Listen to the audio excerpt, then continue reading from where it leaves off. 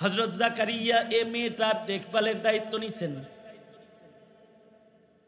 এই মেয়েটার ঘর, যে ঘরে মেয়েটা হযরত মরিয়ম থাকেন, এই ঘরে যখনই হযরত জাকারিয়া প্রবেশ করেন তখনই দেখেন মেয়ে হইলে কি হইব, আল্লাহর লগে খাতির মেলা, আল্লাহর সাথে খাতির অনেক ভালো। সব মহিলা একরকম না। মহিলা যদি আবেদা সালেহা কানেতা জাহেদা মুমিনা আশিকা হয় তো মেয়ে হইল তার সাথে আল্লাহর সাথে খাতির হয়। হযরত জাকারিয়া হযরত মরিয়মকে খাবার দেওয়ার জন্য যখন ঘরের ভেতরে যায় দেখে সেখানে আঙ্গুর পড়ে রয়েছে, দেখে সেখানে অমৌসুমি ফল পড়ে আছে।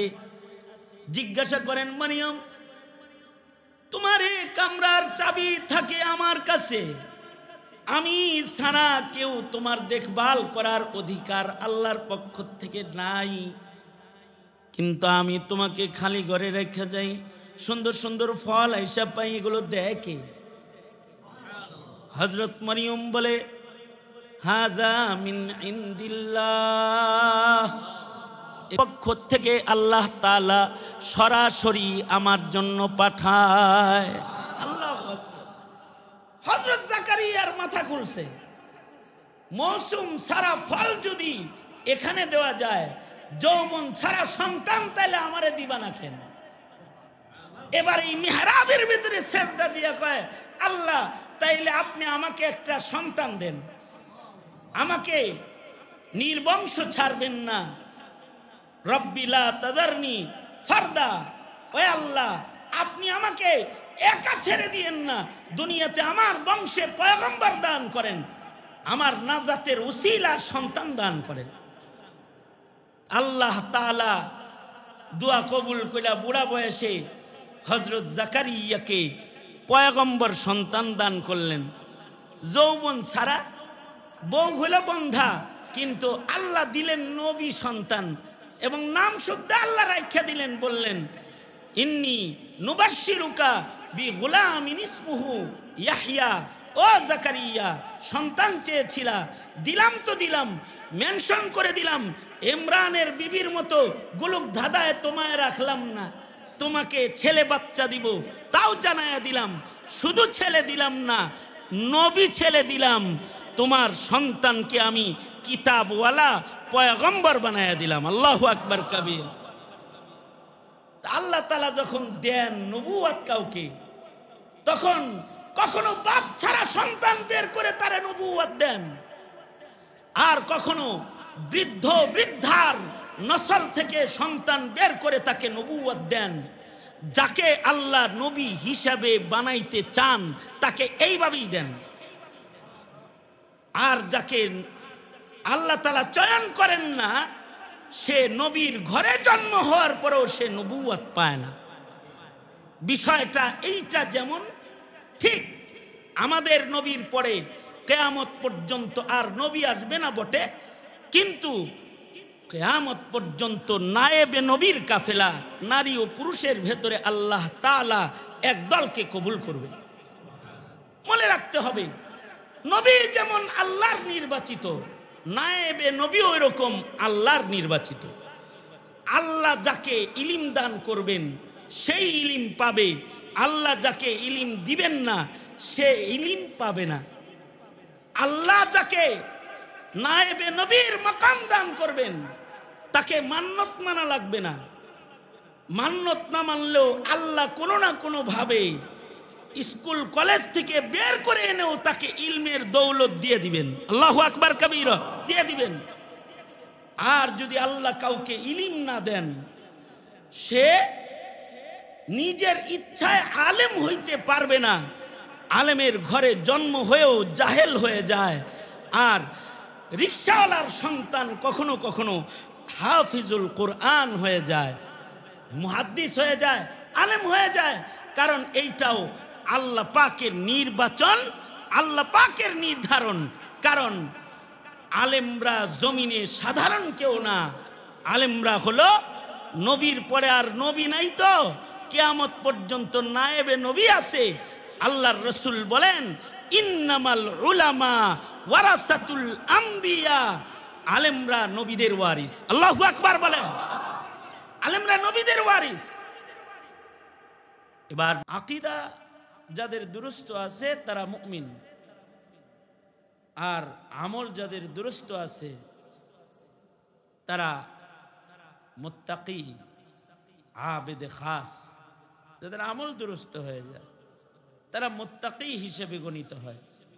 আকীদা যাদের দুরুস্ত তারা মুমিন হিসেবে গণিত হয়। আমি খুব আকাবিরদের অনেকগুলো কথাকে একত্রিত করে দুই শব্দে আপনাদের সামনে পেশ করলাম। একটা হলো আকায়েদ যাদের দুরুস্ত হয় তাদেরকে মুমিন বলা হয়, যাদের আকীদা দুরুস্ত। আর আকীদার সাথে সাথে যাদের আমল দুরুস্ত হয়ে যায় তাদেরকে মুমিনে তাকি, মুত্তাকি মুমিন বলা হয়। তার মানে বান্দার আমালের সম্পর্ক তাকওয়ার সাথে, আর বান্দার ঈমানের সম্পর্ক আকায়েদের সাথে। আকায়েদ দিয়ে ঈমান আর আমাল দিয়ে মুত্তাকি। দুটোটা যদি কারোর দুরুস্ত হয়ে যায় তাহলে উলাইকা হুমুল মুমিনুনা হাক্কা, তারা সত্যিকারের মুমিন হয়ে যায়। আল্লাহ পাকের একেবারে পছন্দনীয় মুমিন হিসেবে আল্লাহর কাছে তারা স্বীকৃতি পেয়ে যায়। এদেরকে আল্লাহ তাআলা আশা করা যায় দোজখে ফেলবেন না, সরাসরি আল্লাহ তাআলা জান্নাত দান করবে, সরাসরি জান্নাতে চলে যাবে এরা। আর যাদের আমল দুরুস্ত না কিন্তু আকীদা ঠিক আছে, কিছু মানুষের আকীদা ঠিক আছে কিন্তু আমল ঠিক নাই। দেখবেন কিছু মানুষ নামাজ পড়ে না কিন্তু এক আল্লাহ বিশ্বাস, সুন্নতের আমলের কমই আছে কিন্তু রসুল বিশ্বাসী, নবীকে বিশ্বাস করে। শরীয়তের হালাল হারাম মানে না কিন্তু বিশ্বাস করে। নিজেই নিজেকে ধিক দেয় মাঝে মধ্যে, তুই তো একটা আস্ত অপরাধী লোক, তুই অপরাধী লোক, তুই আমল করিস না, তোর আমল ঠিক নাই, তোর মতো অপরাধী আর হয় না, নিজেরে নিজে ধিক দেয়। এতটুকুন তাকওয়াও যদি কারোর থাকে যে নিজেকে নিজে ধিক দেয় তো তাকেও আল্লাহ তাআলা মাফ করে দিবে। বোঝা যায় তার ভেতরে তাকওয়ার সাথে নিজেকে ধিক দেওয়ার যে তাকওয়াটা আছে এটা অনেক। সে যে নিজেকে অপরাধী হিসেবে চিনে যে আমি তো নামাজ পড়ি না, আমি তো একটা অপরাধী, আমি তো রোজা রাখি না, আমি অপরাধী, আমার শরীয়তের হুকুম মানার মাদ্দা নাই, আমি অপরাধী। যদি এই জিনিসটা কারোর ভেতরে আইসা যায় তাকেও আল্লাহ তাআলা মাফ করে। বুখারী শরীফে আছে যে অপরাধী নিজের অপরাধ বুঝতে পারছে, এর লেগে আল্লাহ তাআলা তার জিন্দেগির অপরাধ মাফ করে দিছে।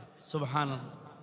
বুঝতে পাইরা তওবার জন্য দৌড়াদৌড়ি করতেছে, 100 খুনের আসামি মাফ করে দিছে।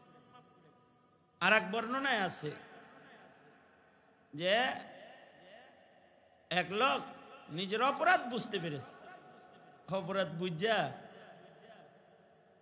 তার বুঝ মতো তার সন্তানদেরকে সে বলতেছে, আমি মরে গেলে আমাকে আগুনে পুড়াইয়া দিবি লাশটা, আর আমি পুড়ে যাওয়ার পরে যে ছাইগুলা হবে আমার এই ছাইগুলা 2 ভাগ করবি, 1 ভাগ সাগরে ভাসাইয়া দিবি, আর 1 ভাগ ছাই পানিতে উড়াইয়া দিবি। আল্লাহর রসুল সাল্লাল্লাহু আলাইহি সাল্লাম বলেন যে এই যে পানিতে বাতাসে নিজেকে অস্তিত্ববিহীন করে দিতেছে বান্দাটা, যে তার পোড়া ছাইটা এটা পানিতে ভাসাইয়া দিতেছে, বাতাসে উড়াইয়া দিতেছে। কেন? সে আল্লাহর বিচার থেকে পলায়ন করতে চায়। সে জানে যে আমি আল্লাহর কাছে ধরা খাইলে আমার আর ছাড় নাই, কারণ আমার কোনো ইবাদত নেই, আমার জিন্দেগিটা গুনাহে পরিপূর্ণ। বাস এইটুকুন বুঝ তার আছে ইমানের সাথে, তার নেকি নাই, কিন্তু তার রবের সামনে দাঁড়ানোর ভয় ভীতি তার হৃদয়ে আছে। এই কারণে সন্তানদেরকে বলতেছে, পোড়ায়া পানিত ভাসাবি, পানিত ভাসাইয়া দিবি, বাতাসে উড়াইয়া দিবি আমার যেন খুঁজে না পাওয়া যায়। একে যখন তার মৃত্যু হয়েছে, তার সন্তানরা তাকে উড়ায়া অর্ধেক পানিতে ভাসাইয়া দিছে ছাই, অর্ধেক বাতাসে উড়াইয়া দিছে।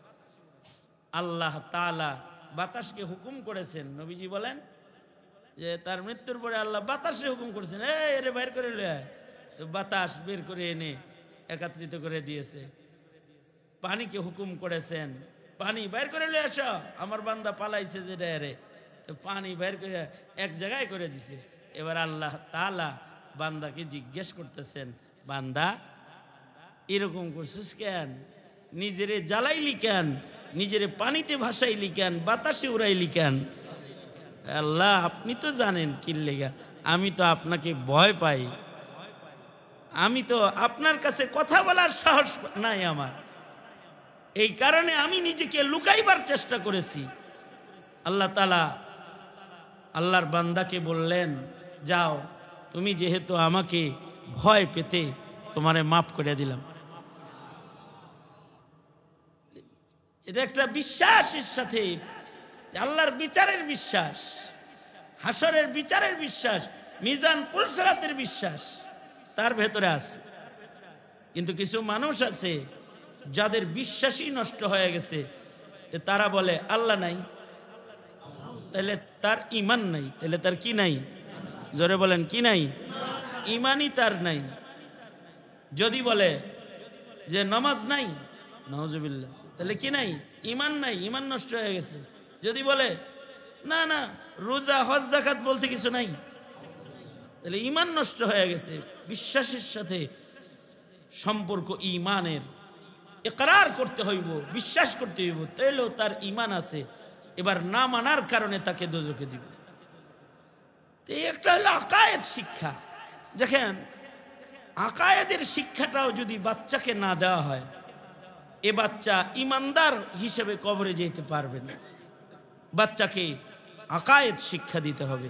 নবীরা 1.25 লাখের উপরে পয়গম্বর যা পৃথিবীতে আসছেন, সবাই জমিনের মানুষদেরকে আকায়েদ শিখাইছেন, ঈমান শিখাইছেন, তাওহীদের তালিম প্রদান করেছেন। এখন তো আমাদের সন্তানদেরকে তাওহীদের তালিম প্রদান করার মতো পরিবেশই নাই। আমাদের সন্তান ঈমানি যে বিশ্বাসগুলো, এগুলো বুঝেও না, এগুলো বুঝে না।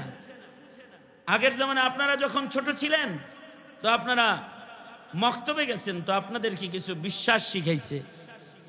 আমানতু বিল্লাহি ওয়া মালাইকাতিহি ওয়া কুতুবিহি ওয়া রুসুলিহি ওয়াল ইয়াউমিল আখিরি ওয়াল কদরি খাইরিহি ওয়া শাররিহি মিনাল্লাহি তাআলা ওয়াল বাসি বাদাল মাউত। এইগুলো সব বিশ্বাস, আকীদা হৃদয়ে রাখতে হয়। এখনকার মুসলমান অনেক আছে যারা জানে না যে তাদের নবী শেষ নবী, অথচ এটা একটা আকীদা। আমাদের নবীজির পরে আর কোনো নবী নাই কিয়ামত পর্যন্ত। আমাদের নবীজিকে আল্লাহ তাআলা শেষ নবী হিসেবে পৃথিবীতে পাঠিয়েছেন। আমাদের নবী শেষ নবী। আমাদের নবীর পূর্বে তাওহীদের ইলান নিয়ে লক্ষাধিক নবী আসছে, কিন্তু আমাদের নবীর পরে কিয়ামত পর্যন্ত আর কোনো নবী আসবে না। এটা একটা ঈমানি আকীদা, ঈমানি বিশ্বাস। এই বিশ্বাসটা যার নাই, সে কাফের। জোরে বলেন, আমার কথাটা কি বুঝছেন আপনারা? এইটা একটা ঈমানি আকীদা যে আমাদের নবীর পরে কিয়ামত পর্যন্ত আর কোনো নবী নাই। আমাদের নবী শেষ নবী। আমাদের নবী শেষ নবী বিধায়ী কিয়ামত পর্যন্ত যারা যারা ভণ্ড নবীর দাবিদার হবে, এরা কাফের। এরা কি? কাফের। এদের অনুসারী যারা হবে তারা কি? এদের সমর্থন যারা করবে তারা কি? এদেরকে কাফের যারা বলবে না তারা কি? এদেরকে কাফের যারা মনে করবে না তারাও কাফের। কারণ এই বিশ্বাসের সম্পর্ক ঈমানের সাথে। এটা আকীদা, এটা ঈমান, যদি এই ঈমান কারোর না থাকে তাহলে সে বেঈমান। তাহলে সে কি? বেঈমান। অর্থাৎ আমাদের নবী শেষ নবী। তাসদীক বির রাসূল, রাসূলের উপরে বিশ্বাস করা ঈমান। সকল নবীদের উপরে বিশ্বাস করা ঈমান। সকল নবীদের ইজ্জত আজমত রাখা ঈমান। যেমন ঈসা আলাইহিস সালাতু ওয়াস সালাম, মুসা আলাইহিস সালাতু ওয়াস সালাম, ওনাদেরকেও আমরা ইজ্জত করি। সকল নবী রাসূলের উপরে বিশ্বাস করার নাম ঈমান। তবে সকল নবী রাসূলদের ভেতরে আমাদের নবী শেষ নবী, এইটাও বিশ্বাস করার নাম কি? ঈমান। আমাদের পূর্বের নবী যারা আসছে, আমাদের নবীজির পূর্বের নবী যারা আসছে, তাদেরকেও নবুয়ত দান করেছেন কে? আমাদের নবীকে নবুয়ত দান করেছেন কে? নবুয়ত কি নিজে নিজে দাবি করার কোনো জিনিস? নবুয়ত এটা আল্লাহর নির্বাচিত কাফেলা যারা, তাদেরকেই আল্লাহ তাআলা দেন। নবুয়ত দোয়া কইরা কাউরে নবী বানান যায় না, সমর্থন কইরা কাউকে নবী বানান যায় না, ভোট দিয়া কাউরে কি করা যায় না? নবী বানান যায় না। ভোটার নাই, নবীর সাহাবী নাই, গোনা কয়েকজন, 11 জন, 3 জন, কিন্তু নবী। ভোটার না থাকলেও নবী আল্লাহ বানাইছেন যাকে, সে নবী। নবী হিসাবে ভোট পাক আর না পাক, সে কি? কারণ নবী বানান কে? জোরে বলেন, বুঝা শুনে বলেন, নবী বানান কে? নবী নির্বাচনকারী আল্লাহ তাআলা। নবী আল্লাহ যারে বানান সে নবী হয়। মায়ে দোয়া করছে নবী নবী নবী হওয়ার লেগে সন্তানের, কিন্তু নবী হয় নাই। আবার বাপে দোয়া করছে, আল্লাহ আমার খানদান নবী দিয়ে ভরে দেন, দোয়া কবুল হয়ে গেছে। মা দোয়া করতেছে, আল্লাহ আমার বংশেও নবী দান করেন, কিন্তু আল্লাহ তাআলা পেটের দ্বারেই নবী বানায় দেন, দোয়া করছে মেনশন করে, কিন্তু আল্লাহ নবী বানায় নাই। যেমন হযরত মরিয়ম আলাইহিস সালামের মা, তিনি হযরত ইমরান আলাইহিস সালামের স্ত্রী। হযরত ইমরান আলাইহিস সালাম নবী, ওনার স্ত্রী পেটে সন্তান আসছে, হযরত মরিয়ম তখন পেটে, আর হযরত ইমরান ইন্তেকাল করছেন। পেটে বাচ্চা, কিন্তু স্বামী মরে গেছে। এখন বিবি দোয়া করে, আল্লাহ স্বামীটারে যেহেতু নিয়েই গেলা, তাইলে পেটে যেটা আছে এইটাকে তোমার দিনের জন্য আমি নজর মানলাম, মান্নত মানলাম, অর্থাৎ হে আল্লাহ এইটারে তুমি নবী বানায় দাও। দুয়ার সার কথা এটাই, ইন্নী নাযারতু লাকা মা ফি বাতনি, আল্লাহ আমার পেটে যেটা আছে এইটা আমি তোমার দিনের জন্য মান্য নিলাম, মান্নত মানলাম, এইটারে তুমি নবী বানায় দাও। কিন্তু হযরত মরিয়ম জন্মগ্রহণ করার পরেই যখন তাকাই দেখছে যে মেয়ে জন্ম দিছে, হ্যাঁ আল্লাহ কি দিলা এটা, এ তো মেয়ে দিছ, মেয়ে বাচ্চা দিছ, আমি তো তোমার কাছে ছেলে চাইছিলাম। আল্লাহ তাআলা কিছু মহিলার সাথে আল্লাহ তাআলা কথোপকথন করেছেন, তাদের ভেতরে হযরত ইমরানের বিবিও একজন। আল্লাহ তাআলা হযরত মরিয়মের মাকে বলতেছে, তোমারে মেয়ে দিছি ঠিকই, কিন্তু এই মেয়ে অনেক পুরুষের চাইতে ভালো। আল্লাহু আকবার। এই মেয়ে, সব মেয়ে একরকম না, সব মেয়ে একরকম না, এই মেয়েটা অনেক পুরুষের চাইতে ভালো, তাকে আমি কিন্তু কবুল করে নিছি। আল্লাহ তাআলা নিজে জানায়া দিতেছেন সব হইছে। তো মেয়ে আল্লাহ যেহেতু কবুল করছে, আল্লাহ পাক এই মেয়েটাকে পুত পবিত্র হিসাবে কবুল মঞ্জুর করেছেন। আল্লাহ তাআলা এই মেয়ের দেখভাল কারা করবে, এটার জন্য পবিত্র মানুষকে আল্লাহর পক্ষ থেকে ওকিল বানাইলেন। হযরত ইমরান আলাইহিস সালামের সাহাবী যারা, ইমরান আলাইহিস সালামের সাহাবী যারা, তাদের ভেতর থেকে হযরত জাকারিয়া আলাইহিস সালাতু ওয়াস সালামকে আল্লাহ তাআলা নবুয়ত দান করলেন। আল্লাহু আকবার বলেন। সাহাবীকে আগে নবী বানানো হয়েছে, এ কারণে আল্লাহর রাসূল বলেন আমার পরে যদি কেউ নবী হতো তাহলে আমার সাহাবী উমর নবী হয়ে যেত। আল্লাহু আকবার কাবীরা। কারণ নবীর পেটেই খালি নবী না, নবীর সাহাবীও কি নবী হয়। যে নবীর সাহাবী যেহেতু নবী হয়, এ কারণেই হযরত জাকারিয়াকেও আল্লাহ তাআলা সাহাবীদের ভেতর থেকে, হযরত ইমরান আলাইহিস সালামের সাহাবীদের ভেতর থেকে ওনাকে আল্লাহ তাআলা নবুয়ত দান করলেন। এই নবুয়ত কি হযরত জাকারিয়া চায়া নিছে না আল্লাহ দিছে? জোরে বলেন, চায়া নিছে না আল্লাহ দিছে? আল্লাহ দিছে। সাহাবী তো অনেকেই ছিল, কিন্তু তাদেরকে তো নবুয়ত দেন নাই। কিন্তু ইমরান আলাইহিস সালামের সাহাবীদের ভেতরে হযরত জাকারিয়াকে আল্লাহ তাআলা কি দিলেন? নবুয়ত দান করলেন। তার মানে বোঝা যায় নবুয়তের মনোনয়নকারী কে? আল্লাহ তাআলা। আল্লাহর রাসূল বলেন আমার সাহাবীদের ভেতরেও নবী হওয়ার উপযুক্ত সাহাবী আছে। যদি আল্লাহ তাআলা আমাকে শেষ নবী না বানাইতেন, নবীজি বলেন আনা খাতামুন নাবিয়্যিন লা নাবিয়্যা বা'দি। আল্লাহর রাসূল বলেন আমি শেষ নবী, আমার পরে কিয়ামত পর্যন্ত আর নবুয়তের নমিনেশন নাই, কাউকে আর নবী বানানো হবে না। আল্লাহ বলেন মা কানা মুহাম্মাদুন আবা আহাদিম মির রিজালিকুম ওয়ালাকির রাসূলুল্লাহি ওয়া খাতামান নাবিয়্যিন ওয়া কানা আল্লাহু বিকুল্লি শাইইন আলিমা।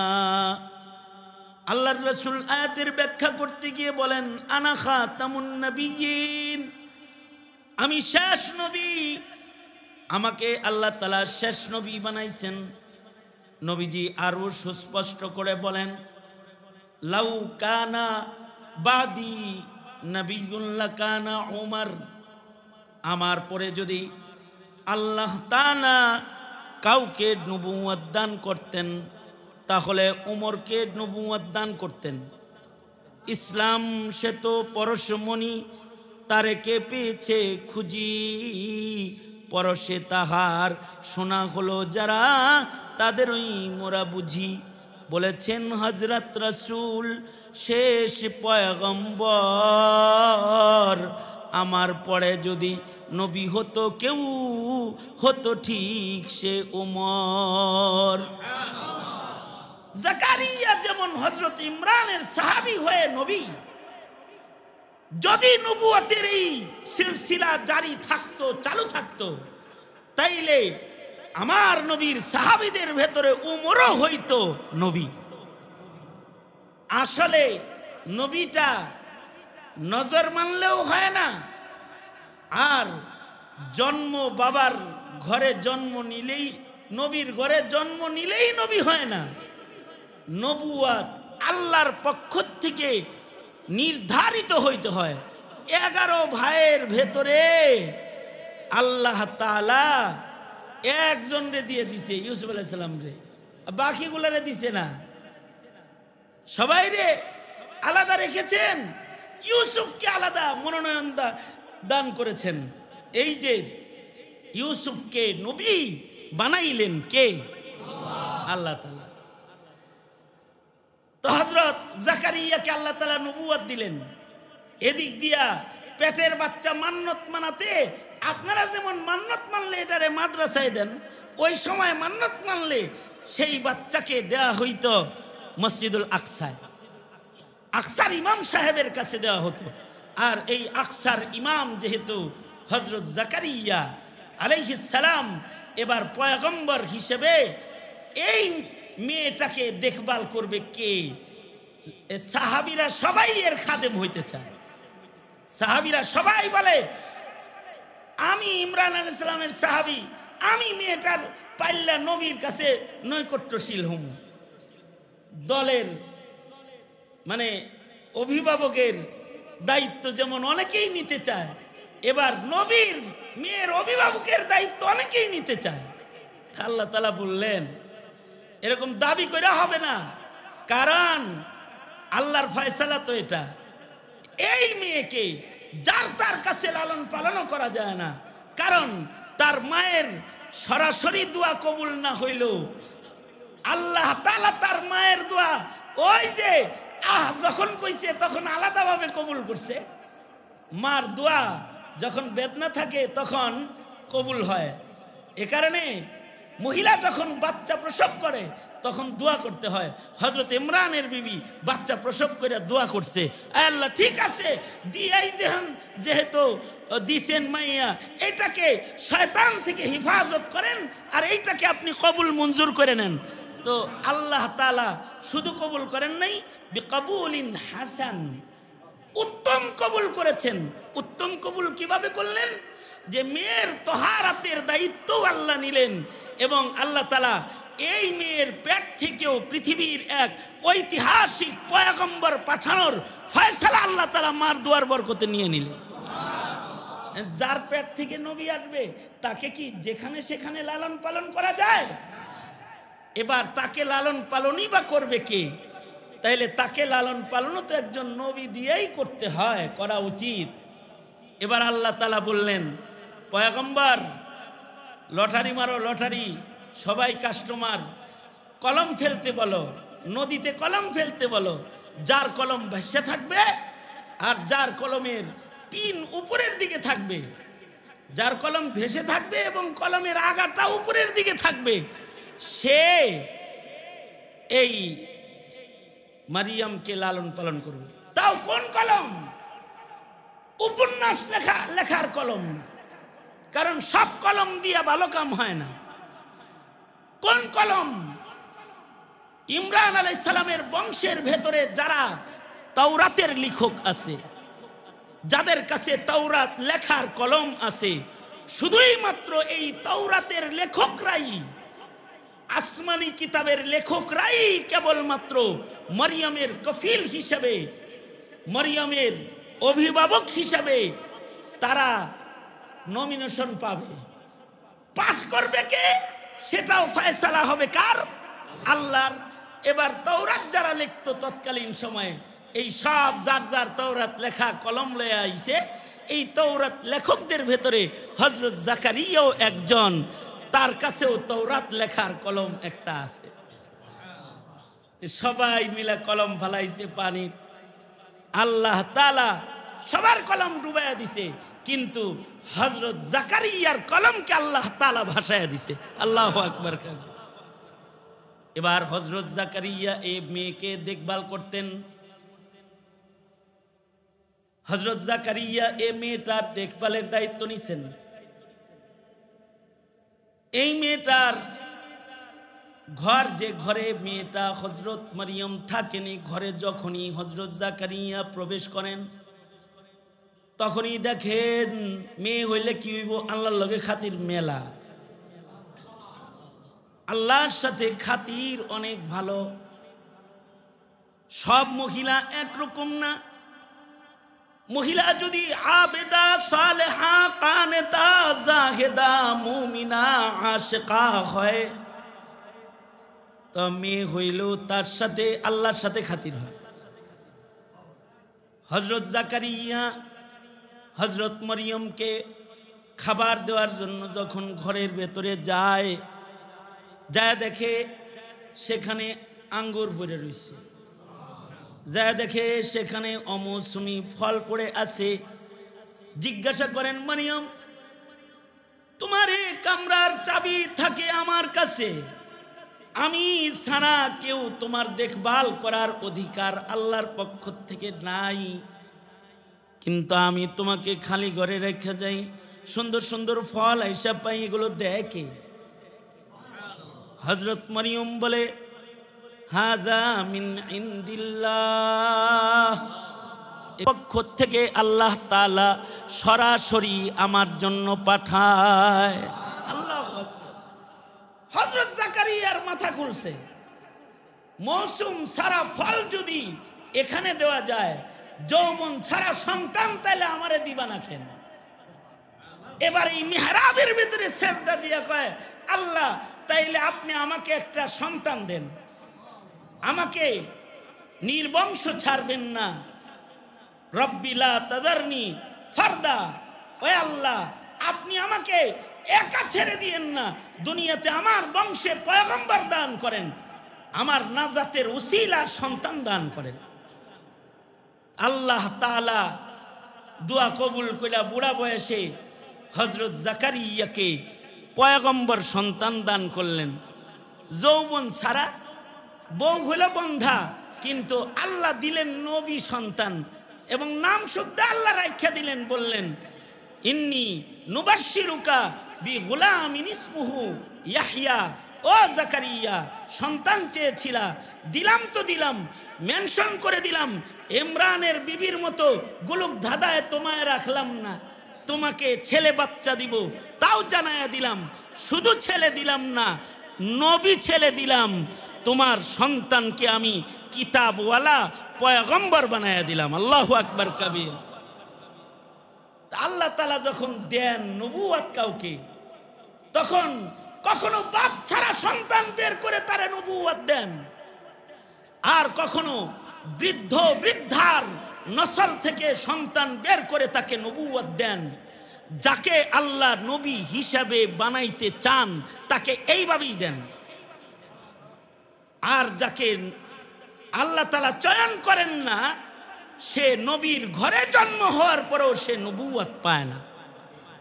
বিষয়টা এইটা যেমন ঠিক আমাদের নবীর পরে কিয়ামত পর্যন্ত আর নবী আসবে না বটে, কিন্তু কিয়ামত পর্যন্ত নায়েবে নবীর কাফেলা নারী ও পুরুষের ভেতরে আল্লাহ তাআলা এক দলকে কবুল করবে। মনে রাখতে হবে, নবী যেমন আল্লাহর নির্বাচিত, নায়েবে নবীও এরকম আল্লাহর নির্বাচিত।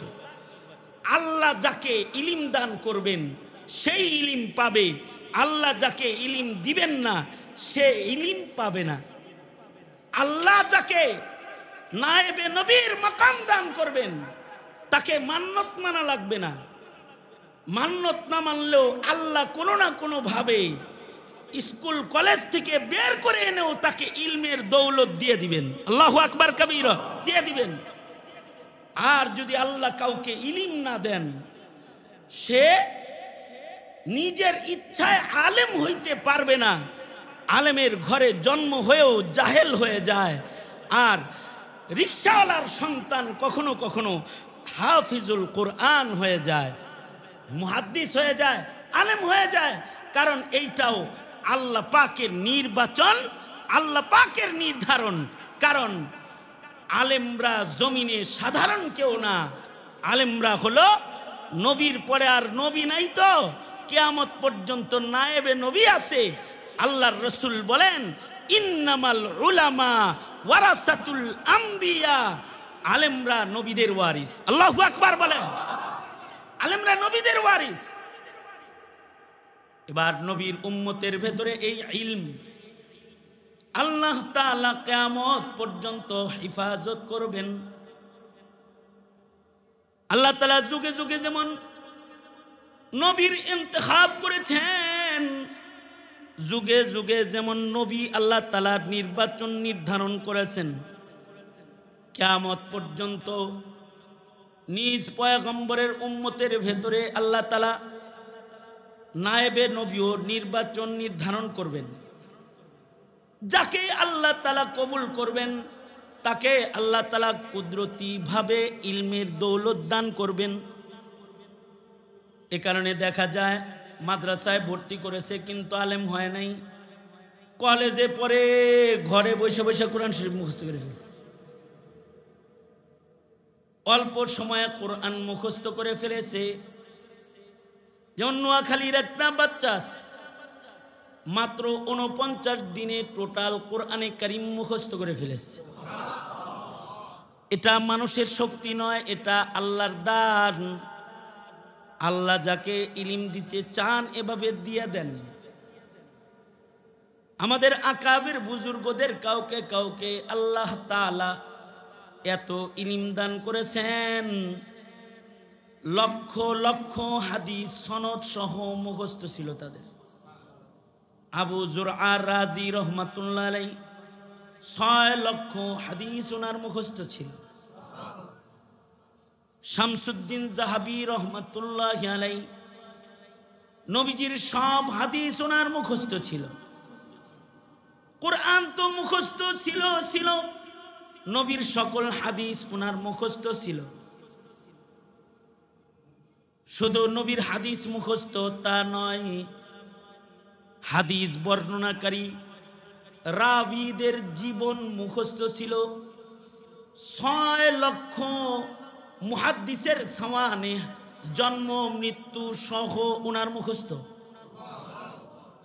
কোন হাদিস বর্ণনাকারী কেমন ছিলেন, কে কেমন ছিলেন, কে কবে জন্মাইছেন, কে কবে মারা গেছেন, তাও ওনার মুখস্থ। ওনাকে বলা হয় ইলমে হাদিসের রাজ্যে হাইয়াতুল ওয়াদির মতন। জঙ্গলের যেমন কিছু রাজা সাপ আছে, যেই সাপগুলা মাথা তুললে তাদের সামনে জঙ্গলার সকল সাপ মাথা নত করে ফেলায়, ইলমে দ্বীনের রাজ্যে এমন কিছু আলেম আছে যারা মাথা উঠাইলে তাদের গর্দানের সামনে সকল আলেমরা মাথা ঝুঁকায় ফেলায়।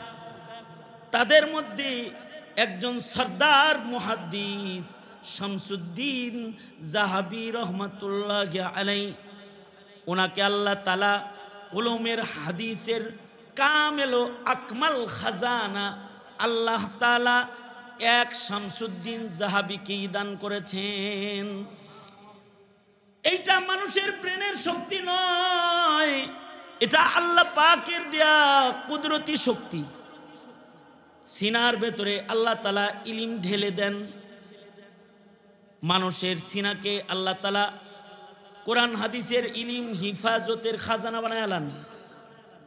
কম্পিউটার নষ্ট হতে পারে, কিন্তু মানুষের সিনার ইলম নষ্ট হবে না। এ কারণেই দুনিয়ার সব জ্ঞান বিজ্ঞানের ধ্বংসের ভয় আছে, একটা ইলমের ধ্বংসের ভয় নাই। কারণ এটা মানুষের কলবে কলবে আল্লাহ তাআলা হিফাজত করছেন, করবেন। ইন্না নাহনু নাজ্জালনা যিকরা ওয়া ইন্না লাহু লাহাফিজুন। আল্লাহ পাক আল্লাহর মনোনীত বান্দা বান্দীদের সিনার ভেতরে ইলমকে সংরক্ষণ করবে। পৃথিবীর সকল প্রযুক্তি নষ্ট হয়ে গেলেও আল্লাহর বান্দাদের সিনার ভেতর থেকে নবীর রেখে যাওয়া কোরআন হাদিস জমিনের মানুষ শিখতে থাকবে। সুবহানাল্লাহ। এই কারণেই উম্মতের আলেমরা নারীদেরকেও ইলম শিখায়া নায়েব বানায়, পুরুষদেরকেও ইলম শিখায়া নবীর নায়েব বানায়। তারা এই উম্মতের ধন, এই উম্মতের সম্পদ। এরা যতদিন বাঁচা থাকবে ততদিন কেউ আকীদায় ভুল করলে ধরায়া দিবে। এরা বেঁচে থাকবে তো কেউ আমলে ভুল করলে দেখায়া দিবে। এরা বেঁচে থাকবে তো সরকারও যদি ভুল করে তাকে চোখে আঙ্গুল দিয়ে বলে দিবে, এই এটা হালাল কাম করতেছো না, হারাম কাম করতেছো। এই কথা আলেম ছাড়া দুনিয়ার কেউ বলবে না। হিল্লাত আর হুরমতের মাসআলা যখন আসবে, একটাই কাফেলা আছে যারা জীবন দিবে, যারা গর্দান দিবে, যারা শাহাদাত বরণ করবে, যারা জেল জুলুম হুলিয়াকে নিজের ঘাড়ে নিয়ে নিবে। কিন্তু জাতির ঈমান, জাতির সহি আমল রক্ষার কথা তারা বলেই যাবে, মরে যাবে, কিন্তু তাদের জবান বন্ধ হবে না। এই কাফেলার নাম হলো উলামায়ে কেরামের কাফেলা, যারা নায়েবে নবী, যারা নবীদের নায়েব। সুতরাং যারা কোরআন পড়ে, হাদিস পড়ে, নবী তো আর হবে না। আল্লাহ তাআলা নবীর নায়াবতের সিলসিলা তালিম তাআল্লুমের মাধ্যমে জমিনে জারি রাখবেন। পুরুষদের ভেতরেও যারা ইলম শিখবে তারাও আল্লাহর কাছে দামি হয়ে যাবে। নারীদের ভেতরে আজ যারা খাতমে বুখারী করবে তারাও আল্লাহর কাছে দামি আলেমা হিসেবে। একজন আলেমার অনেক দাম। ওই যে যার কাছে আল্লাহর মারিফত আছে সেই মেয়ে হাজার পুরুষের চাইতেও অনেক ভালো, হযরত মরিয়মের মতো। এই নারীদের মাদ্রাসায় যারা বুখারী খতম করছে আজকে, ওরা হাজার পুরুষের চাইতে ভালো হযরত মরিয়মের মতো। ঠিক কিনা জোরে আওয়াজ করে বলেন। কারণ ওদের কাছে হালাল আর হারামের জ্ঞান আছে। আশা করা যায় এই জাতি যারা হালাল হারাম চিনে, এরা এই জমিনে যতদিন থাকবে ততদিন হক মানুষ চিনতে থাকবে, বাতিলও মানুষ চিনতে থাকবে। যেদিন এরা থাকবে না সেদিন আর হক বাতিল বলার কেউ থাকবে না। সুতরাং আলেমরা তাদের ইলমের আয়না দিয়া যদি সাদ সাহেবের ভুল ধরে, তাহলে তুমি ইঞ্জিনিয়ার ডাক্তার হইয়া ভুল না বলার কে? তুমি এই অথরিটি তোমাকে কে দিয়েছে? আলেমরাই বলে দিবে কে ভুল করছে, কে সহি করছে, কারটা শুদ্ধ কারটা অশুদ্ধ। উম্মতের আলেম যেদিকে, উম্মত থাকবে সেদিকে। কারণ নবী আসবে না, আলেমদের পিছে পিছেই চলতে হবে। এটাই আল্লাহ পাকের বিধান। ঠিক কিনা জোরে বলেন। সুতরাং আলেম ওলামা যেখানে আর আলেম নাই যেখানে, আমরা নাই সেখানে। মনে থাকবে তো বিষয়টা ইনশাআল্লাহ। সুতরাং হোক না সেটা পুরুষদের ইলমি খেদমতের মাদ্রাসা, হোক না ওইটা নারীদের ইলমি খেদমতের মাদ্রাসা, এই আকায়েদ, এই ইসলাম অথবা আমাল সালেহা, এগুলো শিখাইবার জন্য, এগুলোর ভুল ত্রুটি বুঝাইবার জন্য নতুন করে কোনো নবী আর আগমন করবে না। সুতরাং আলেম ওলামারাই নায়েবে নবী হিসেবে সঠিক পথ প্রদর্শন করবে। ফাসআলু আহলায যিকরি ইন কুনতুম লা তা'লামুনা বিল বায়িনাতি ওয়াজ জুবুর। সাধারণ মানুষের কর্তব্য আলেমদের কথাই তারা মেনে সরল সঠিক পথে চলবে। এটাই আল্লাহর পছন্দ। আল্লাহ তাআলা আমাদেরকে নারী ও পুরুষদের সকলকেই তলাবুল ইলমি ফরিদাতুন আলা কুল্লি মুসলিম যে বিধান, এই ফরজিয়াত বুঝার এবং জাতিকে মূর্খতার থেকে বাঁচিয়ে নুরানি পথে চালাইবার জন্য আল্লাহ তাআলা আমাদের প্রজন্মকে ইলম শিখাইবার তৌফিক আমাদেরকে দান করেন। আমিন। আমার উস্তাদ মোহতারাম আলাউদ্দিন সাহেব দামাত বরকাতুহুমকে আল্লাহ তাআলা কবুল করেন, ওনার মেহনতকে আল্লাহ তাআলা কবুল করেন, ওনার মাদ্রাসাকে কবুল করেন এবং আল্লাহ তাআলা নেক হায়াত দান করেন। এ কামনা করি আমার সংক্ষিপ্ত কথা এখানেই শেষ করছি। খোলাসা ছিল রসুল আসবে না, তবে ইলিম হিফাজত হবে। নবী রাসূল যেমন নির্বাচিত, আলেমও এরকম নির্বাচিত। সাধারণ মানুষরা নির্বাচিত কাফেলা আলেমদেরকে অনুসরণ করবে। এটাই আল্লাহ পাকের বিধান। আল্লাহ বুঝার তৌফিক দান করেন। আমিন।